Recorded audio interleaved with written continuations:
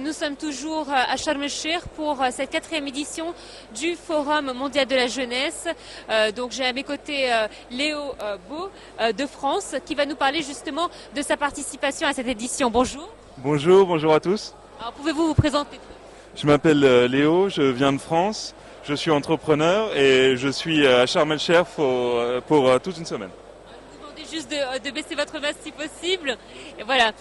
Est-ce que vous pouvez nous parler justement de comment vous avez fait pour participer à cet événement?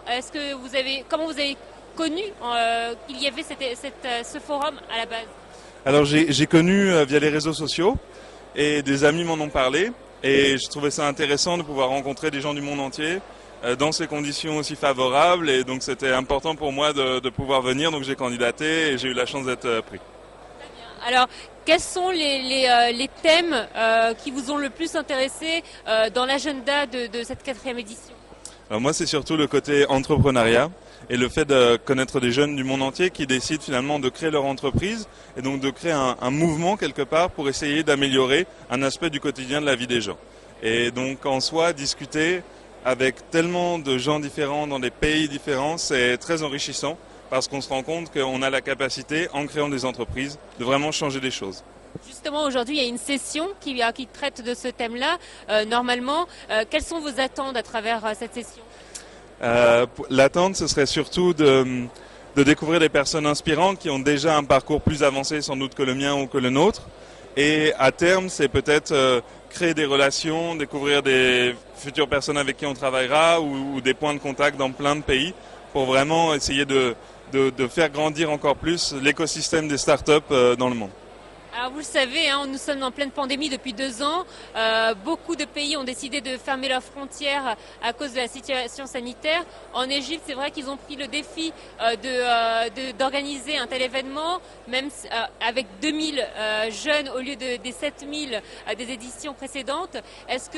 Comment vous voyez cette initiative? Est-ce que c'est pas un risque? Est-ce que vous êtes confiant? Alors déjà, je pense que c'est assez courageux de la part du régime égyptien d'essayer de faire exister un événement dans ces conditions. Et ensuite, en tout cas, ce qu'on ressent nous, c'est quand même une certaine sécurité. Il y a vraiment des distances et c'est très agréable. C'est pas du tout gênant. Et 2000, c'est déjà gigantesque. Plus la distance, alors je sais pas ce que fait 7000, mais c'est déjà assez incroyable. C'est vrai que là, en direct, je vous ai demandé d'enlever votre masque, mais effectivement, il est interdit ici d'enlever le masque. On a vu également, il y a tout un système qui est mis en place pour assurer donc les mesures préventives concernant la pandémie. On a vu des robots circuler. Est-ce que vous êtes surpris de voir ça dans un pays tel que l'Égypte?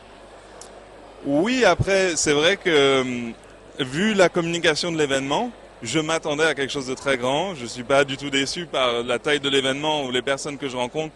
C'est vrai que c'est tout à fait étonnant de retrouver un semblant de village mondial dans une ville comme Sharm el-Sheikh et c'est tout à fait plaisant. Oui. Est-ce que vous pensez que le modèle du Forum mondial de la jeunesse devrait être fait dans différents pays à travers le monde? C'est-à-dire qu'il y aurait par exemple une plateforme dans chaque continent par exemple? Ce serait très intéressant. Je pense que cet événement, il peut tellement apporter à des jeunes que ce serait dommage de ne pas le partager. Et c'est vrai que l'impression d'être ici, c'est un peu d'être aux Jeux Olympiques finalement d'une jeunesse qui a envie d'agir. Et sur ce modèle-là, ça pourrait être intéressant de partager ça avec des jeunes du monde entier dans d'autres pays et finalement découvrir des cultures. Ce serait peut-être merveilleux. Ouais. Bon forum à vous. Merci beaucoup à vous aussi et merci à tous de m'avoir écouté. Voilà, c'était donc de Sharm el-Sheikh, Noha Alep pour Nile TV International pour cette 4e édition du Forum mondial de la jeunesse.